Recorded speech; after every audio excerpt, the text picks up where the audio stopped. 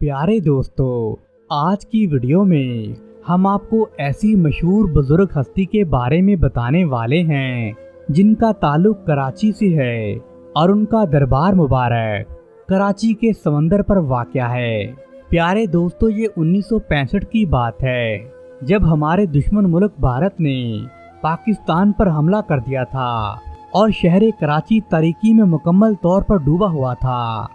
लेकिन फिर भी एक मुकाम ऐसा था जहां पर रोशनी हो रही थी। देखने वालों को अपनी आंखों पर यकीन ही नहीं आता था कि ये कैसे मुमकिन है, आखिर ये रोशनी किस तरह आ रही है, क्योंकि पूरा शहर तो तारीकी में डूबा हुआ था। दोस्तों, रोशनी का ये मरकज क्लिफ्टन कराची के इलाके में वाक़या एक ऊंचा गुंबद था जो मीलों दूर फासले से भी साफ नजर आता था। दोस्तों, ये गुंबद मर्दे हक मर्दे कलंदर हजरत अब्दुल्ला शाह गाजी रहमतुल्लाह अलैह का था। दोस्तों, जब ऐसे ही 1971 में पाकिस्तान और इंडिया की जंग लड़ी तो दूसरे बड़े शहरों की तरह कराची में भी मुकम्मल तौर पर ब्लैकआउट कर दिया गया। अब्दुल्ला शाह गाजी रहमतुल्लाह अलैह के मज़ार मुबारक के मुजावरीन ने भी हुकूमत के अहकामात पर अमल किया और शाम से पहले ही तमाम बिजली बंद कर दी गई। मगरब की अजान तक अमूमन फिजाओं में हल्का सा उजाला रहता है, इसलिए प्यारे दोस्तों, मुजावरीन को कोई खास तब्दीली महसूस नहीं हुई। मगर जैसे ही मगरब की अजान ख़त्म हुई तो मज़ार मुबारक के गुंबद का बड़ा बल्ब जल उठा। इमाम साहब ने नमाज पढ़ाई। जब नमाज ख़त्म हुई तो कुछ लोग बाहर से आए और उन्होंने इस बात की निशानदेही की कि मज़ार मुबारक का बल्ब जल रहा है। दोस्तों, जबकि अब्दुल्ला शाह गाजी रहमतुल्लाह अलैह का मज़ार मुबारक ज़मीन से काफ़ी बुलंदी पर वाक़या है, इसलिए अतराफ में रहने वालों को वो रोशनी साफ दिखाई दे रही थी। फिर भी इसके बाद एक हलचल सी मच गई। लोग मज़ार मुबारक की तरफ दौड़ पड़े।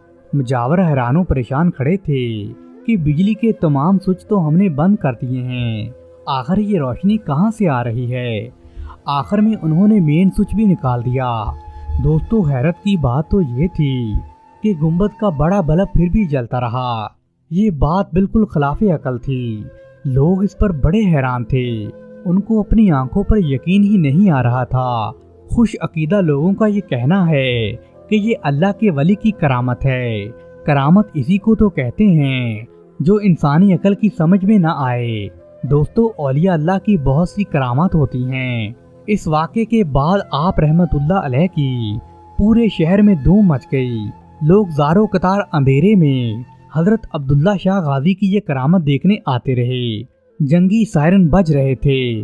भारतीय फजाइया के हवाई हमले भी जारी थे।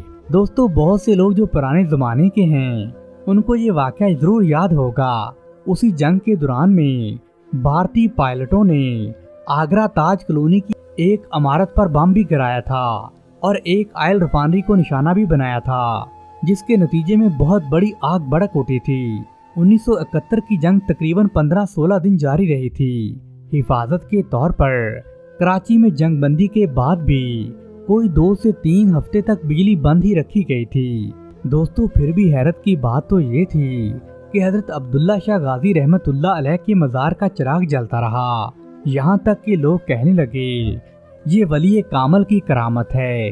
दोस्तों, आपको पाको हिंद में ऐसे बहुत से बुजुर्ग मिलेंगे जिनकी करामतें आज भी हमें नजर आती हैं। मसलन आज से तकरीबन 800 साल पहले सुल्तान क़यासुद्दीन बलबन का एक लश्कर तवीलो अरीज मैदान में खैमा ज़दा था। यकायक उस पूरे इलाके को एक खौफनाक आंधी ने अपनी लपेट में ले लिया। बहुत से खैमे उखड़ गए, तमाम चिराग बुझ गए। हवा के इस तूफान में कोई शमा भी बरकरार नहीं रह सकी, मगर हजारों खैमों में एक ऐसा खैमा भी मौजूद था जिसका चिराग जल रहा था और पूरी तवानाई के साथ पूरी रात जलता रहा। प्यारे दोस्तों, ये खैमा किसी और का नहीं बल्कि मर्दे कलंदर हजरत अलाउद्दीन साबर कलेरी के खलीफा शमसुद्दीन तर्क पानीपती का था, जो उस वक़्त सुल्तान ग़ियासुद्दीन बलबन की फौज में एक सिपाही की हैसियत से मुलाजमत करते थे। अब अगर 1971 की जंग में अब्दुल्ला शाह गाजी के मज़ार पर रोशनी चल रही थी तो दुनिया को हैरत ज़्यादा नहीं होना चाहिए। दोस्तों ये अल्लाह के वलियों की करामात ही होती हैं। दुनिया में जब सारी चीज़ें फेल हो जाती हैं तो अल्लाह के वलियों की करामात ही काम आती हैं। जब तमाम बल्ब बुझ जाते हैं तो मर्दे दरवेश के चिराग हमेशा जलते रहते हैं। मार्फत के कूचे में कभी अंधेरा नहीं होता। दोस्तों हजरत अब्दुल्ला शाह गाजी पूरे पाकिस्तान खसूसन कराची के एक बरगजीदा वलीउल्लाह हैं। आप रहमतुल्लाह अलैह दूसरी सदी हिजरी के एक मर्दे मुजाहिद हैं।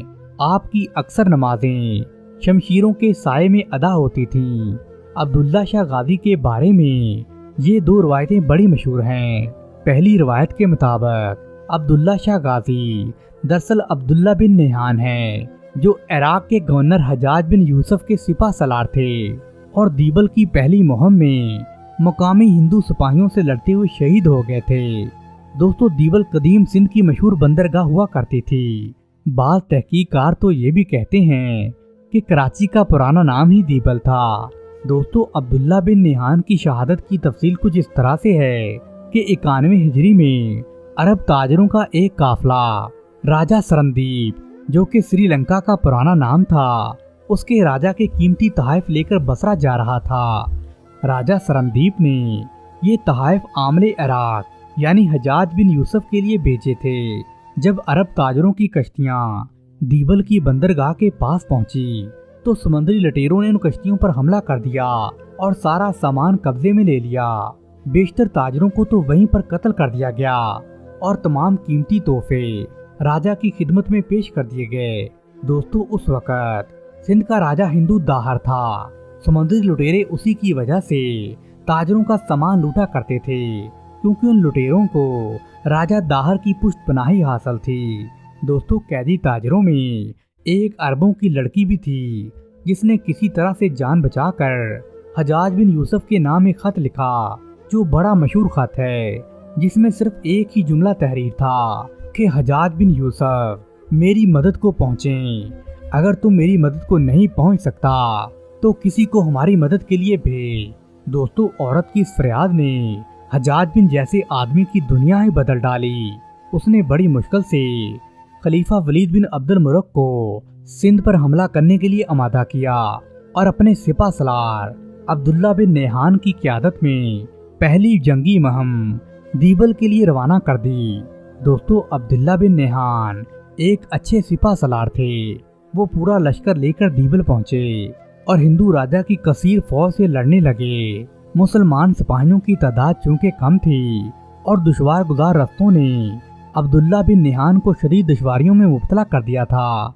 महाज़े जंग के दौरान आप दुश्मनों के नरगे में चले गए और जब सब तोड़कर बाहर निकले तो आपने काफी काफरों को कत्ल कर डाला, लेकिन आप मैदान जंग से फरार होना गवारा नहीं समझते थे। दोस्तों इसी तरह लड़ते लड़ते अचानक दुश्मन का एक तीर आपके गले में प्रविष्ट हो गया और इस्लाम का ये गाजी वहीं पर शहीद हो गया। दोस्तों अब्दुल्ला शाह ने आखिरी बार आसमान की तरफ देखते हुए कहा, ऐ अल्लाह मैं तेरी रहमत से मायूस नहीं हूँ, मेरे इस हकीर नजराने को कबूल फरमाइए और अपने इन जानदादों को यहाँ भेज दे, जो इस हिंदुस्तान में जो हिंदुओं का गढ़ है इस्लाम की रोशनी फैला सकें। दोस्तों एक मर्द शहीद का मुकद्दस खून सिंध की धरती में जज़ब हो गया था। अब्दुल्ला बिन नेहान की शहादत का वाक़या 92 हिजरी में पेश आया था। उसके बाद अब्दुल्ला बिन नेहान के जस्ते खाकी को एक पहाड़ी पर रख दिया गया। दोस्तों ये पहाड़ी आज भी मौजूद है, जिसे क्लिफ्टन के नाम से जाना जाता है। 1328 साल पहले बनाई जाने वाली एक आम सी पत्थर की कब्र आज एक शानदार मज़ार में तब्दील हो चुकी है। दोस्तों इसी मज़ार में अब्दुल्ला शाह गाजी अब्दी नींद सोए हुए हैं और दूसरी रवायत आपके बारे में ये मशहूर है कि आप सूबा सिंध के सबसे कदीम बुजुर्ग हैं। आपका इसमें गुरामी सैयद अब्दुल्ला है। आपके वालिद माजिद का नाम सैयद मोहम्मद था, जो तारीख में नफ्से ज़किया के नाम से ज़्यादा मशहूर हैं। दोस्तों अब्दुल्ला शाह गाजी रहमतुल्लाह अलैह का सिलसिला नसब हज़रत अली रज़ियल्लाहु ताला अन्हु से जा मिलता है और आप हज़रत इमाम हसन की औलादों में से हैं, इसलिए आप हसनी सैयद कहलाते हैं। दोस्तों آپ کی ولادت مبارک مدینہ منورہ میں ہوئی تھی۔ 98 ہجری آپ کا سال ولادت تھا۔ حضرت عبداللہ کی تربیت آپ کے والد محترم حضرت محمد نفس زکیہ رحمۃ اللہ علیہ کی زیر نگرانی ہوئی تھی۔ دوسری صدی کے آغاز میں بنو امیہ کی خلافت ختم ہو چکی تھی۔ اب بنو عباس کا خلیفہ منصور تخت پر بیٹھا ہوا تھا اور محمد بن نفس علوی ہونے کے سبب خلافت کو اپنی میراث یعنی خاندانی حق سمجھتے تھے۔ اپنے اسی حق کو حاصل کرنے کے لیے حضرت نفس زکیہ رحمۃ اللہ علیہ نے تحریک خلافت کا آغاز کر دیا اور ان کے چھوٹے بھائی حضرت ابراہیم بن عبداللہ اسی مقصد کے لیے بصرہ منتقل ہو چکے تھے اور زور و شور سے اسلام کی تبلیغ کر رہے تھے۔ دوستو اس تحریک کو اتنی تقویت بخشی کہ نفس زکیہ 138 ہجری میں اپنے صاحبزادے سید عبداللہ کو ان کے چچا کے پاس بصرہ بھیج دیا۔ حضرت ابراہیم نے اپنی تحریک کو بڑی مزید تقویت بخشی اور حضرت عبداللہ کو سندھ روانہ کر دیا گیا۔ اس وقت سندھ میں مضبوط اسلامی حکومت قائم ہو چکی تھی اور حضرت سید عبداللہ خراسان سے ہوتے ہوئے سندھ کے مضافاتی علاقوں میں داخل ہوئے۔ کچھ اندازوں کے مطابق اس وقت آپ کی عمر 40 سال بتائی جاتی ہے۔ دوستو سید عبداللہ رحمۃ اللہ علیہ پر خلیفہ منصور نے کوئی خاص توجہ نہیں دی اور آپ آسانی کے ساتھ سندھ میں داخل ہو گئے اور خفیہ طور پر علوی خلافت کی تبلیغ و تشہیر کرنے لگے۔ اس وقت عمر بن حفظ سندھ کا گورنر تھا۔ جب سید عبداللہ کی تبلیغ کا حلقہ وسیع ہونے لگا تو حکومت کے ایک مخبر یعنی جاسوس نے خلیفہ کو زوردار لہجے میں کہا گھوڑوں کی تجارت تو محض بہانہ ہے، جبکہ سید عبداللہ خاموشی کے ساتھ اپنے والد نفس زکیہ کی خلافت کے لیے سندھ میں زمین ہموار کر رہے ہیں۔ دوستو خلیفہ چونکہ عباسیوں کا گورنر تھا مگر اس کا دل علویوں کے ساتھ دھڑکتا تھا، اس لیے اس نے سختی سے کام نہیں لیا اور جاسوس کو غلط کہتے ہوئے کہا جہاں سے بھاگ جاؤ، تمہاری آنکھوں نے دھوکہ کھایا ہے۔ عبداللہ تو خاندان سادات سے تعلق رکھتے ہیں، تبلیغ اسلام کے علاوہ ان کا کوئی مقصد نہیں ہے۔ دوستو اس طرح اس نے آپ کے دستے مبارک پر بیعت بھی کر لی۔ خلیفہ کی حمایت کے باعث حضرت عبداللہ رحمۃ اللہ علیہ کی تحریک کو نئی تقویت حاصل ہوئی۔ ادھر مدینہ منورہ میں حضرت محمد نفس زکیہ رحمۃ اللہ علیہ کی سیاسی تحریک بھی دن بدن زور پکڑتی جا رہی تھی۔ خلیفہ منصور نے خط و کتابت کے ذریعے نفس زکیہ کو بہت سمجھایا، بڑی پیشکش کی، مگر وہ خلافت کو اپنا موروثی حق سمجھتے تھے، اس لیے وہ باز نہیں آئے۔ اور دوستو اسی طرح خلیفہ منصور اور نفس زکیہ کے درمیان 145 ہجری میں ایک خون ریز جنگ ہوئی۔ اس جنگ کا سب سے اذیتناک پہلو یہ تھا کہ رمضان المبارک میں جو کہ امن و سلامتی کا مہینہ ہوتا ہے، اسی مہینے میں بے گناہ مسلمانوں کا خون بہایا گیا۔ نفس زکیہ بڑی مردانگی کے ساتھ لڑے مگر وہ لڑتے لڑتے شہید ہو گئے، جس کا نتیجہ یہ نکلا کہ نفس زکیہ کا سر مبارک کاٹ کر عباسی خلیفہ منصور کے دربار میں پیش کر دیا گیا۔ آپ کے سر کو نیزے پر بلند کر کے پہلے کوفہ کے بازاروں میں گھمایا گیا اور پھر منصور کے سامنے پیش کیا گیا۔ دوستو مسلمان اس طرح آپس کی لڑائیاں لڑتے رہے، اسی وجہ سے اسلام کو بہت نقصان پہنچا تھا۔ دوستو حضرت نفس بن زکیہ اور حضرت ابراہیم منصور کے خلاف سفارہ تھے۔ اس وقت ان کے والد محترم حضرت عبداللہ بن حسن رحمۃ اللہ علیہ منصور کی قید میں بدترین مظالم برداشت کر رہے تھے۔ جب دونوں بیٹے خاک و خون میں نہا گئے تو عبداللہ بن حسن رحمۃ اللہ علیہ کو بھی قتل کر دیا گیا۔ محترم ناظرین، یہاں پر یہ بات آپ کو واضح کرتے چلیں کہ حضرت عبداللہ بن حسن رحمۃ اللہ علیہ امام ابو حنیفہ رحمۃ اللہ علیہ کے استاد گرامی بھی تھے۔ چند ماہ کے بعد ایک تاجر بحری جہاز کے ذریعے سندھ پہنچا۔ وہ گورنر عمر بن حفظ کی بیوی کا خط لے کر آیا تھا جس میں حضرت نفس زکیہ کی شہادت کے بارے میں لکھا ہوا تھا۔ دوستو وہ خلیفہ یہ سن کر بہت رویا۔ اس نے سید عبداللہ کی خدمت میں حاضر ہو کر دلی تعزیت بھی پیش کی کہ آپ کے باپ اور چچا کا قتل کر دیا گیا ہے۔ دوستو سید عبداللہ نے اس موقع پر بڑے صبر اور استقلال سے کام لیا۔ آپ نے صدمے کو بڑی بہادری کے ساتھ برداشت کیا اور آپ علوی تحریک کو مزید روشن کرنے کے لیے اپنی کوششیں کرتے رہے۔ دوستو، گورنر عمر بن حفص نے حضرت عبداللہ کو تسلی دیتے ہوئے کہا، میں آپ کو سندھ کے ہندو راجہ داہر کے پاس بھیج دیتا ہوں۔ وہ راجہ اپنے مذہب پر قائم ہونے کے باوجود اللہ والوں سے محبت کرتا ہے۔ وہ آپ کو اپنی تحریک جاری رکھنے میں کوئی پریشانی نہیں آنے دے گا۔ دوستو، حضرت سید عبداللہ اپنے مریدوں اور رفیقوں کے ساتھ ہندو راجہ کے پاس چلے گئے۔ کسی تحریک سے راجہ اور ریاست کے ناموں کا پتہ نہیں چلتا۔ ہندو راجہ نے حضرت عبداللہ کو شہزادوں کی طرح رکھا۔ نتیجتاً آپ کی تحریک کامیابی کے ساتھ جاری رہی۔ پھر ایک دن خلیفہ منظور پر یہ راز فاش ہو گیا کہ نفس زکیہ کے بیٹے عبداللہ زندہ ہیں اور وہ سندھ میں عباسی خلافت کے خلاف سازشیں کر رہے ہیں۔ چنانچہ منصور نے فوری طور پر سندھ کے گورنر کو تبدیل کر کے افریقہ بھیج دیا اور اس کی جگہ پر ہشام بن عمر کو سندھ کا گورنر مقرر کر دیا۔ ہشام کو یہ ذمہ داری دی گئی کہ عبداللہ اور ان کے ساتھیوں کو گرفتار کر کے بغداد بھیج دیا جائے۔ دوستو، ہشام بھی ذاتی طور پر سادات گھرانے سے بے پناہ عقیدت رکھتا تھا۔ اس نے پہلے تو مختلف بہانوں سے یہی کہتا رہا کہ وہ مجھے نہیں مل رہے۔ دوستو، اسی زمانے میں سندھ کے علاقے میں بغاوت کے آثار نمودار ہوئے۔ یہ علاقہ اس وقت ہندو راجہ کی ریاست کے بالکل قریب تھا اور سید عبداللہ رحمت اللہ علیہ بھی اس ہندو راجہ کے قریب ہی رہتے تھے۔ ہشام نے اپنے بھائی صفی کو بغاوت کو کچلنے کے لیے روانہ کیا۔ جب وہ اس علاقے کے قریب پہنچا تو اسے کچھ سوار نظر آئے۔ یہ حضرت عبداللہ بن رحمت اللہ علیہ تھے، جو اپنے ساتھیوں کے ساتھ دریائے سندھ کے کنارے شکار کھیلنے آئے تھے۔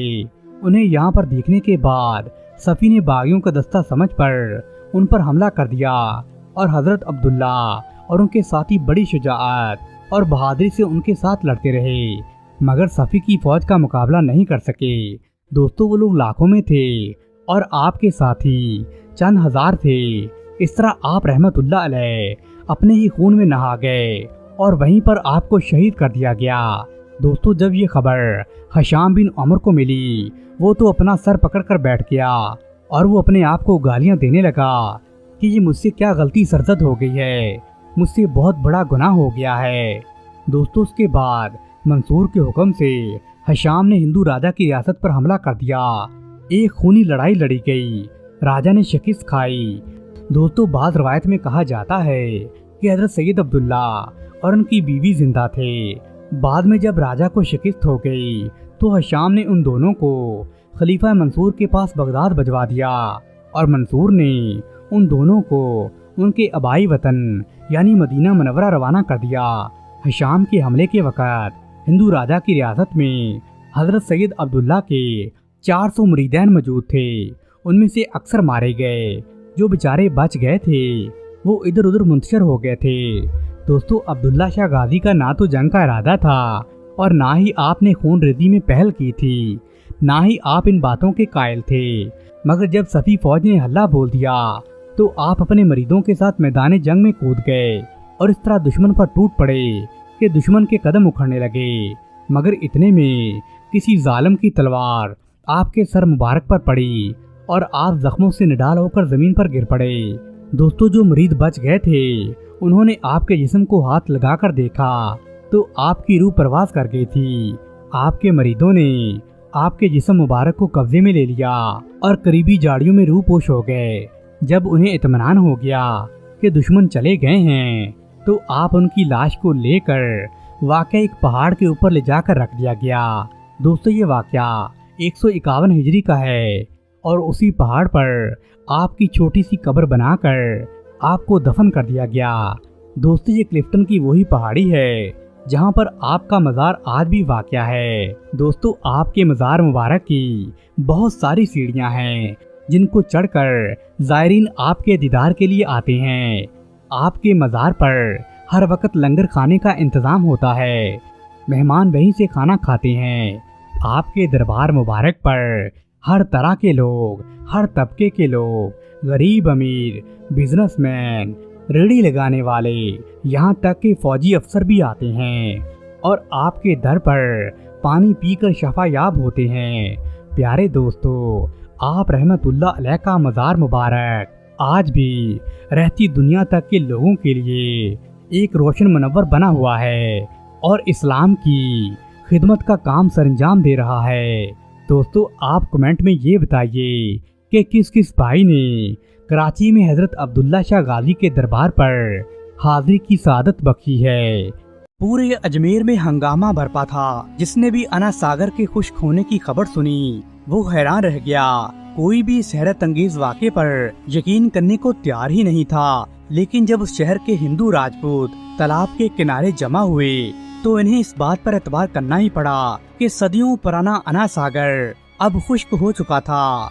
राजपूत सिपाहियों ने अपनी आंखों से अना सागर को ख्वाजा गरीब नवाज रहमतुल्लाह अलैह के कोजे में सिमटते देखा था। वो दहशतज़दा होकर हिंदू महाराजा पृथ्वीराज के सामने हाजिर हुए। गिरियाजारी के अंदाज में वो अपने राजा से बोले कि सम्राट, हम शर्मिंदा हैं, आपके हुक्म की तामीर नहीं कर सके, लेकिन इस कोताही में हमारे इरादों का कोई दखल नहीं था। वो साधु इतना बड़ा जादूगर है कि हमारी तलवारें तक उसके आगे नाकाम हैं। हमारे होशो हवास और जोशो खरोश और जज्बा सब उसके जादू के जेर असर थे। हम अपनी जगह से जरा सी हरकत भी नहीं कर सकते थे। राजपूतों के अजीम सरदार, हमें माफ कर दें क्योंकि हम बेकसूर हैं।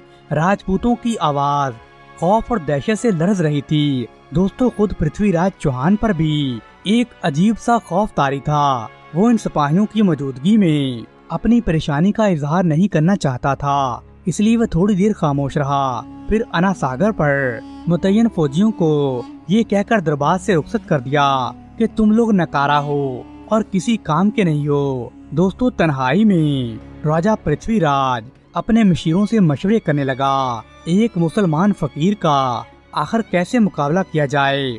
उसने फौरी तौर पर इस मुश्किल का हल तलाश करना चाहा, लेकिन मशीरों ने उसे सब्र और ज़ब्त की तलकीन की। उनके ख्याल में ख्वाजा गरीब नवाज का मुकाबला सिर्फ हिंदुस्तान के बड़े से बड़े जादूगर ही कर सकते हैं। पृथ्वीराज के वजीरों ने मशवरा दिया कि उन्हें इस वाक़े की चशम पोशी करनी चाहिए ताकि मुसलमान फकीर अपनी रूहानी ताकत के सिलसिले में हद से ज्यादा खुद इत्मीनादी का शिकार हो जाए और फिर मुनासिब मौका देखकर उसका काम तमाम कर दिया जाए। दोस्तों, पृथ्वीराज को अपने वजीरों की ये तजवीज बड़ी पसंद आई। उसने फौरी तौर पर ख्वाजा साहब की खिदमत में चंद लोगों का एक वफद रवाना कर दिया। अजमेर के चंद राजपूतों ने जाकर ख्वाजा मोइनुद्दीन से अपने सिपाहियों के गुस्ताखाना रवैये पर माफी मांगी और उसके साथ ही दरखास्त की कि अना सागर की साबका हालत बहाल कर दी जाए, वरना बेशुमार गरीब लोग प्यास से मर जाएंगे। दोस्तों, ख्वाजा साहब को रहम आ गया, लेकिन आप लोग उन हिंदू काफरों की साजिश से पूरी तरह बाखबर थे। आपने इस्लाम की रवादारी और सुलह रहमी का मुजाहरा करते हुए अपने मुरीदैन को हुक्म दिया कि बर्तन का पानी तालाब में वापस डाल दो। दोस्तों, खादम अपने पीरो मुर्शिद की तामील के लिए अना सागर की तरफ रवाना हुआ और आप रहमतुल्लाह अलैह ने राजपूत कौम के नुमाइंदों से दोबारा फरमाया, कुदरत बार बार जालिमों और सरकशों को मोहलत नहीं देती। इससे पहले कि तुम्हारे अबाओ अजदाद की जमीन तुम पर तंग कर दी जाए, बुत परस्ती छोड़ दो, एक वाहिद खुदा की इबादत लाओ जो सबका खालिक और मालिक है, वरना जहन्नम की आग से तुम कभी नहीं बच सकोगे। दोस्तों, राजपूत सरदारों की गर्दनें शर्म से झुकी हुई थीं। दरअसल वो ख्वाजा साहब से नजर मिलाते हुए भी डर रहे थे कि कहीं वो भी अपने दूसरे सिपाहियों की तरह मुसलमान फकीर के जादू का शिकार न हो जाएं। ख्वाजा साहब अपना फर्ज पूरा कर चुके थे और वो इसी हालत में पृथ्वीराज के सामने हाजिर हुए और अपने हुक्मरान को सारी सूरत हाल से आगाह कर दिया। फिर दोबारा तन्हाई में मशवरे करने लगे। बड़े गौर व फिक्र के बाद ख्वाजा गरीब नवाज के मुकाबले के लिए शादी देव अलमरूफ हिंदू पंडित रामदेव का इंतखाब किया गया। दोस्तों, रामदेव एक दराज कामत और बड़ा पहुंचा हुआ जादूगर था। अजमेर के सबसे बड़े मंदिर का पुजारी भी था। वो बड़े ताकतवर जिस्म और सहाराना कमालात रखता था। आसपास के इलाकों में शादी देव के नाम से मशहूर हो गया था। पृथ्वीराज ने इस नाजुक मरहले पर شادی دیو کو طلب کر کے ہندو مذہب کو درپیش خطرات سے آگاہ کیا اور ساتھ ہی اس سے درخواست کی کہ وہ اپنے جادو کی بے پناہ طاقت کے ذریعے ہندو دیوتاؤں کی بستی کو مسلمانوں کے ناپاک وجود سے پاک کر دے۔ دوستو شادی دیو نے اپنے سفلی علم کے ذریعے خواجہ غریب نواز کا روحانی مرتبہ جاننے کی کوشش کی۔ کئی دن کی تپسیا کے بعد وہ اس نتیجے پر پہنچا کہ اس مسلمان فقیر کو آسانی سے نہیں ہرایا جا سکتا۔ شادی دیو نے اپنے شیطانوں کو طلب کیا۔ ایک شیطان نے اس کے کان میں سرگوشی کی۔ شادی دیو کے چہرے پر مسرت و شادمانی آ گئی۔ اس نے پرتھوی راج کو خوشخبری سنائی کہ بالآخر وہ مسلمان درویش پر قابو پانے میں کامیاب ہو جائے گا۔ دوستو حکومتی ارکان نے چین کی سانس لی۔ شادی دیو خواجہ معین الدین سے ایک فیصلہ کن جنگ لڑنے کے لیے تیاریاں کرنے لگا۔ شادی دیو نے ایک مختصر سے عرصے میں اپنے چیلوں کو کچھ نئے منتر سکھائے اور اپنے جادوگروں کی فوج کو لے کر خواجہ صاحب کے جھونپڑے کی طرف بڑھ گیا۔ جادوگروں کی یہ جماعت بنگڑا ڈالتے اور ناچتے ہوئے جا رہے تھے۔ جب آپ کے عقیدت مندوں نے ان جادوگروں کا ہجوم دیکھا تو تھوڑا پریشان ہو گئے۔ وہ خواجہ صاحب سے پوچھنے لگے کہ کچھ لوگ ہماری طرف آ رہے ہیں۔ دوستو خواجہ صاحب فرمانے لگے یہ بھی ناکام ہو کر چلے جائیں گے، ان کی دوبارہ آمد سے ہمارے کام میں کوئی خلل نہیں پڑے گا۔ دوستو شادی دیو نے اپنا جنگی منصوبہ کچھ اس طرح سے ترتیب دیا تھا کہ اس کے ساتھی بڑی دور سے جادو کا منتر پڑھ رہے تھے اور خواجہ صاحب کی طرف بڑھتے آ رہے تھے کہ تھوڑے سے فاصلے پر تمام جادوگر رک گئے۔ شادی دیو نے ان سے آگے بڑھنے کے لیے کہا، مگر ان کے چیلے یہ کہہ رہے تھے یہاں سے آگے جانے کی ان میں طاقت بالکل نہیں ہے۔ دراصل چھوٹے جادوگر یہ چاہتے تھے کہ شادی دیو خود مسلمانوں پر حملہ کرے اور وہ اس کی مدد کے لیے پچھلی صف میں رہ کر اپنے جادو کا استعمال کریں۔ دوستو شادی دیو اپنی سہرانہ قوت کے نشے میں اس قدر ڈوبا ہوا تھا کہ وہ للکارتا ہوا بے اختیار آگے بڑھا، ساتھ ہی اپنے چیلوں کو ہدایت کرتا گیا کہ تم مسلسل منتروں کا ورد کرتے رہو، اس طرح جو مسلمان اس کے حملے سے فرار ہو کر اس طرف آئے گا وہ جل کر راکھ ہو جائے گا۔ دوستو ان کے عجیب منصوبے تھے، وہ بڑی خوش فہمیوں میں مبتلا تھے۔ شادی دیو کی کوہر حالت میں وہ اپنے سہرانہ کمالات کا مظاہرہ کرتے ہوئے ہر چند آگے بڑھ رہا تھا۔ اس کی آنکھیں آگ برسا رہی تھی، اس کے منہ سے بڑکتے ہوئے شعلے نکل رہے تھے۔ یہ ایک پرخول منظر تھا۔ اس کی ہولناکی میں شادی دیو گرجدار آواز سے چیخ رہا تھا کہ مسلمان سن لیں، ان کی موت کا وقت قریب آ گیا ہے۔ جب تک میں خاموش رہا تم عافیت میں رہے، مگر میں آج تم سب لوگوں کو ابدی نیند سلا ڈالوں گا۔ میرے دشمن میرا مقابلہ نہیں کر سکتے۔ لیکن دوستو ابھی اس نے تھوڑا فاصلہ طے ہی کیا ہوگا کہ شادی دیو اچانک رک گیا۔ اس کے منہ اور آنکھوں سے نکلنے والے شعلے اچانک بجھ گئے۔ شادی دیو تھوڑی دیر تک اسی طرح حیرت میں ڈوبا رہا، پھر اس نے چیختے ہوئے آگے بڑھنے کی کوشش کی اور اپنے جسم کو حرکتیں دینے لگا۔ شادی دیو کے پیروکار جادوگر اپنے گرو کی یہ حالت دیکھ کر بری طرح سے گھبرا گئے۔ اسی دوران خواجہ معین الدین اپنی نماز سے فارغ ہو چکے تھے جب مریدوں نے آپ کو شادی دیو اور اس کے ساتھیوں کے حملے کی خبر دی تو آپ اپنی خانقاہ سے باہر تشریف لائے۔ کچھ فاصلے پر شادی دیو ساکت و جامد کھڑا تھا۔ خواجہ صاحب نے ایک نگاہ جلال سے اس کی طرف دیکھا تو شادی دیو کے جسم پر ایک دم سے لرزہ طاری ہو گیا۔ وہ بلند آواز میں رحیم رحیم پکارنے لگا۔ دوستو صدیوں سے رام رام کرنے والے اس بدھ پرست آدمی کا اپنی زبان سے رحیم رحیم کہنا کسی معجزے سے کم نہیں تھا۔ کچھ دیر پہلے جو مسلمانوں کو للکار رہا تھا وہ خود مسلمانوں کے قبضے میں آ چکا تھا۔ اس کی زبان سے رحیم رحیم نکل رہا تھا۔ دوستو چونکہ شادی دیو اپنی قوم کا معزز ترین گرو تھا، اس لیے دشنام درازی برداشت نہیں کر سکا۔ آگے بڑھنے کی بجائے وہ پیچھے کی طرف لپکا۔ جو لکڑی اور پتھر اس کے سامنے آیا اس نے وہ اپنے شگرد جادوگروں پر برسانا شروع کر دیا۔ یہ بڑی خوفناک تبدیلی تھی اور اس کے کئی جادوگر اس کی اس حملے میں ہلاک ہو گئے۔ جو باقی بچے تھے وہ فوراً وہاں سے بھاگ گئے۔ شادی دیو کا جنون حد تک بڑھتا جا رہا تھا۔ خواجہ صاحب نے اس کی بگڑتی ہوئی کیفیت دیکھی تو اپنے خادم کے ہاتھ پانی کا ایک پیالہ بھیجا۔ جیسے ہی شادی دیو نے وہ پانی پیا تو کفر کی ساری طریقیاں اس کے دل و دماغ سے مٹ گئیں اور وہ بڑے عقیدت مندانہ لہجے میں کہنے لگا کہ خواجہ صاحب، میں آپ کی قدم بوسی کرنا چاہتا ہوں، میں خدا پرستوں کی صفوں میں شامل ہونا چاہتا ہوں، میں اسلام قبول کرنا چاہتا ہوں۔ دوستو، جب پرتھوی راج چوہان نے ہندو دھرم کے رکھوالوں کی تازہ شکست کا یہ حوال سنا تو اس کے ماتھے پر بے شمار شکنیں ابھر آئیں اور قہرآلود لہجے میں اپنے مشیروں سے کہنے لگا، آخر کب تک میں اس آفت ناگہانی کو برداشت کرتا رہوں گا؟ اگر پہلے ہی میری تجویز پر عمل کر لیا ہوتا تو آج یہ ذلت و رسوائی کا سامنا نہ کرنا پڑتا۔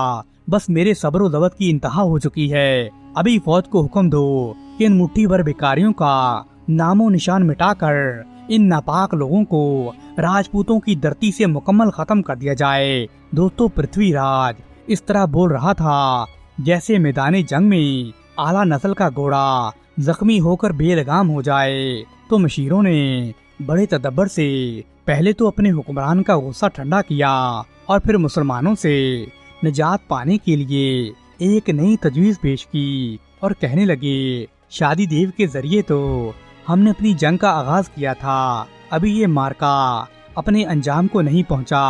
ہمارے ترکش میں کئی زہریلے تیر باقی ہیں۔ جب تک جوگی جے پال زندہ ہے ہمیں اپنی فتح سے مایوس نہیں ہونا چاہیے۔ دوستو، جوگی جے پال کا نام سنتے ہی پرتھوی راج کے چہرے پر ایک شیطانی خوشی دوڑ آئی۔ وہ اس عظیم جادوگر کو بھول گیا تھا جس سے خود وہ بڑی عقیدت رکھتا تھا۔ پرتھوی راج نے فوری طور پر جادوگر جے پال کو حاضر کرنے کا حکم دیا۔ دوستو، تھوڑے ہی دیر کے بعد بادشاہ کے کچھ سپاہی جوگی جے پال کے ٹھکانے پہ جا پہنچے۔ وہ سحر و طلسم میں اس قدر مہارت رکھتا تھا کہ پورے ہندوستان میں جوگی جے پال کا کوئی دوسرا حریف نہیں تھا۔ ہزاروں جادوگر اس کے شاگرد تھے۔ جوگی جے پال جیسے ہی پرتھوی راج کے کمرے میں داخل ہوا تو اجمیر کا حکمران اپنی نشست سے اٹھ کر اس کے قدم چومنے لگا۔ جوگی جے پال یہ دیکھ کر بڑا حیران ہوا کہ بادشاہ کو لگتا ہے مجھ سے کوئی بڑا کام ہے، تبھی یہ میری قدم بوسی کر رہا ہے۔ تو پرتھوی راج کہنے لگا کہ خواجہ معین الدین کی آمد سے اور شادی دیو کی شکست سے ہمارا دل بڑا اداس ہے اور اس شکست نے ہمیں اندر سے ہلا کر رکھ دیا ہے۔ دوستو، یہ سن کر جے پال انتہائی تکبر اور غرور کے انداز میں بولا، پورے ہندوستان میں میرے علم کا کوئی ثانی نہیں ہے، میں یہاں بیٹھے بیٹھے جسے چاہوں شکست سے دوچار کر سکتا ہوں۔ ایک مسلمان فقیر نے آپ کی سلطنت میں جو اتنا ہنگامہ کھڑا کیا ہے یہ تو میرے بائیں ہاتھ کا کام ہے، اور کہنے لگا آج مسلمانوں کا راجپوتوں کی سرزمین پر آخری دن ہے، آج میں انہیں ایسا سبق سکھاؤں گا پھر کوئی بھی اس مقدس مقام کی طرف رخ نہیں کرے گا۔ دوستو، جے پال نے اپنے کچھ خاص مریدوں کو حکم دیا کہ مسلمان فقیر اور اس کے خدمتکاروں کا کام تمام کر دو۔ اس ہدایت کے ملتے ہی تقریباً پورے 500 جادوگروں کا ایک ٹولہ اپنے ساہرانہ کمالات دکھاتے ہوئے اچانک اجمیر کے باشندوں نے دیکھا کہ پہاڑیوں سے آگ کے شعلے بلند ہوئے۔ یہ شعلے تیزی سے ایک طرف سفر کرنے لگے جہاں خواجہ صاحب کی خانقاہ تھی۔ پرتھوی راج اور اس کے درباری بڑے مطمئن تھے اور انہیں یہ خبر نہیں تھی کہ یہ آگ خواجہ صاحب تک پہنچنے سے پہلے ہی بجھ جائے گی، اور اس حربے کی ناکامی کے بعد جوگی جے پال کے چیلوں نے لاکھوں سانپ پیدا کر دیے جو پھن اٹھائے ہوئے مسلمانوں کی طرف بڑھ رہے تھے کہ وہ انہیں ہلاک کر دیں، لیکن جادو کے ذریعے پیدا ہونے والے ان سانپوں کا وہی حشر ہوا جو کچھ دیر پہلے اس بڑکتی ہوئی آگ کا ہوا تھا۔ وہ تمام سانپ خواجہ صاحب کے قریب پہنچ کر سر پٹکتے ہی غائب ہو گئے۔ جادو کے دونوں خوفناک ترین مظاہر بری طرح ناکام ہو چکے تھے۔ جادو جے پال اپنے چیلوں کو گالیاں دینے لگا انہیں برا بھلا کہنے لگا اور وہ خواجہ غریب نواز کی طرف بڑھنے لگا۔ یہ تمام جادوگروں کا گروہ اور پرتھوی راج کی امیدوں کا آخری سہارا تھا۔ جواب میں خواجہ صاحب نے دوسرے جادوگروں کو ایک تحقیر امیز شکست دی تھی۔ وہی جے پال کو ذلیل و رسوا کرنے والے تھے۔ ابھی آپ رحمت اللہ علیہ کی زبان مبارک سے ادا ہونے والے کلمات کی گونج باقی تھی کہ جے پال نزدیک آ گیا۔ اس نے اپنا تعارف کروا دیا اور بلند دعوے شروع کر دیے اور کہنے لگا، میں جوگی جے پال ہوں۔ ہندوستان کے تمام دریاؤں، پہاڑوں، جنگلوں اور شہروں پر میری حکومت ہے۔ اس سے پہلے کہ میں تم لوگوں پر اپنا عذاب نازل کر دوں، بہتر ہے کہ تم یہاں سے بھاگ جاؤ۔ دوستو، خواجہ صاحب نے اللہ رب العزت کی کبریائی بیان کرتے ہوئے فرمایا، ہم یہاں سے جانے کے لیے نہیں آئے۔ اللہ ہی بہتر جانتا ہے کہ آسمانی کوہر کس پر نازل ہوگا، بس اسی کا دعویٰ سچا ہے، باقی تمام وہم و گمان ہے۔ جوگی جے پال خدا پرست کی بے نیازی پر ایک دم سے بھڑک اٹھا۔ اس نے اپنا ہاتھ فضا میں ہلا دیا۔ اچانک لوگوں نے دیکھا کہ ایک رسی باہر نکلی جس کا ایک سرا زمین پر تھا تو دوسرا سرا تا حد نگاہ آسمان کی اونچائیوں میں تھا۔ جے پال نے اس رسی پر چڑھنا شروع کر دیا۔ تھوڑا فاصلہ طے کرنے کے بعد ہندوستان کا سب سے بڑا جادوگر خواجہ صاحب سے کہنے لگا، میں آسمان کی طرف جا رہا ہوں اور وہاں سے بجلی لے کر تمہارے اوپر عذاب نازل کروں گا۔ دوستو، یہ کہہ کر جے پال اوپر چڑھتا گیا، یہاں تک کہ نیلے آسمان کے بادلوں نے اسے پوری طرح نگل لیا۔ رسی بدستور موجود تھی مگر جے پال غائب تھا۔ جوگی جے پال کے روح پوش ہوتے ہی خواجہ صاحب نے اپنی کھڑاؤں کو حکم دیا، اس جادوگر کو تلاش کر کے اس کے سر پر جوتیاں مارتے ہوئے اسے زمین پر واپس لے آؤ۔ دوستو، یہ منظر پورے اجمیر کے لوگوں نے دیکھا کہ جوگی جے پال چیختا چلاتا ہوا زمین کی طرف آ رہا تھا اور آپ کی نالین مبارک اس کے سر پر آہنی ہتھوڑوں کی طرح برس رہی تھی۔ دوستو، جوگی جے پال اپنی ذلت و رسوائی برداشت نہیں کر سکا اور کھلے الفاظ میں اپنی شکست تسلیم کرتے ہوئے کہنے لگا کہ خواجہ صاحب، آپ مجھ سے بڑے ہیں، آپ جیت گئے ہیں، میں ہار چکا ہوں، میں مسلمان ہونا چاہتا ہوں، میں ایک خدا کی پوجا کرنا چاہتا ہوں۔ دوستو، ندامت سے جوگی جے پال کا سر اوپر نہیں اٹھ رہا تھا۔ خواجہ صاحب نے اسے تسلی دیتے ہوئے محبت آمیز لہجے میں فرمایا، جس علم کی کوئی حقیقت نہیں، اس کی بربادی پر انسان کو غمزدہ نہیں ہونا چاہیے۔ دنیا میں صرف خدا پرستوں کی حق بات ہے۔ بالآخر آپ رحمت اللہ علیہ نے اس کو کلمہ پڑھا کر مسلمان کر دیا۔ دوستو، جے پال کی شکست پر پرتھوی راج اور بھی پریشان ہو گیا۔ اس نے اپنے مشیران کو اس خوفناک انقلاب کی بڑی شدت سے محسوس کرتے دیکھا تو وہ کہنے لگا، میری تو راتوں کی نیندیں حرام ہو گئی ہیں۔ بالآخر اس نے مختصر سی فوج لے کر خواجہ صاحب پر حملہ کرنے کا فیصلہ کیا۔ اسی مخصوص نشست میں اجمیر کے تمام مدبر اور دانشور موجود تھے۔ ان میں سے ایک آدمی نے پرتھوی راج کے فیصلے سے اتفاق نہیں کیا اور اس نے کہا، آپ نے جادوگر جے پال اور شادی دیو کا انجام تو دیکھ لیا ہے، آپ اس کام سے باز رہیں ورنہ ہمیں اور بھی شکست اٹھانا پڑے گی۔ دوستو، بعد میں شہاب الدین غوری نے ایک دن ہندوستان پر حملہ کر دیا اور خواجہ صاحب نے شہاب الدین غوری کو خواب میں یہ فتح کی نوید سنائی تھی کہ ہندوستان پر تمہارا قبضہ ہو جائے گا اور ہم پرتھوی راج کو زندہ ہی تمہارے حوالے کر دیں گے۔ دوستو، پھر اجمیر نے دیکھا کہ وہاں پر ایک خونی جنگ ہوئی اور شہاب الدین غوری اس جنگ میں فتح یاب ہوا اور اس نے پرتھوی راج کو گرفتار کر لیا اور پرتھوی راج درائے گنگا کے قریب اپنے انجام کو جا پہنچا۔ دوستو، خواجہ صاحب کا ڈنکا پوری آب و تاب سے رہتی دنیا تک بجتا رہے گا۔ آج بھی آپ کے نام لیوا اجمیر شریف میں روزانہ ہزاروں کی تعداد میں آتے ہیں اور آپ کے عرس مبارک میں آپ کی تقریبات میں شریک ہوتے ہیں۔ اللہ آپ پر رحمتیں اور برکتیں نازل فرمائے اور یوں ہی آپ کا ڈنکا رہتی دنیا تک بجتا رہے۔